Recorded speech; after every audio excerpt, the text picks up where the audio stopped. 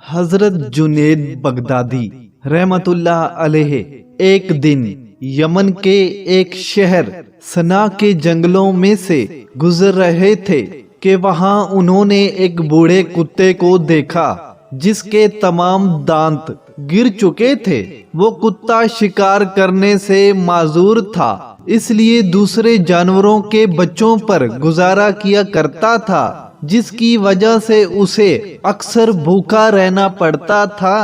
آپ رحمت اللہ علیہ نے اسے دیکھا تو اس پر بے حد ترس آیا اور جو کھانا آپ رحمت اللہ علیہ کے پاس تھا اس میں سے نصف اسے کھلا دیا۔ حضرت جنید بغدادی رحمت اللہ علیہ یہ نیکی کرنے کے بعد رونا شروع ہو گئے اور آپ رحمت اللہ علیہ فرماتے جاتے تھے کہ اس وقت تو میں اس کتے سے بہتر ہوں، لیکن خدا جانے کہ کل میرا حال کیا ہوگا۔ اگر میں ایمان کے ساتھ اس دنیا سے رخصت ہوا تو اللہ عز و جل کی عنایت اور اس کی مہربانی کا مستحق ٹھہروں گا، اور اگر میری رخصتی ایمان کے ساتھ نہ ہوئی تو اور اس کتے کی حالت مجھ سے بہتر ہوگی کہ یہ دوزخ میں نہیں ڈالا جائے گا۔ خاصیان خدا کی عاجزی کامیابی کی ضمانت ہے، اور جنہوں نے عاجزی اختیار کی اللہ عز و جل نے ان کا مقام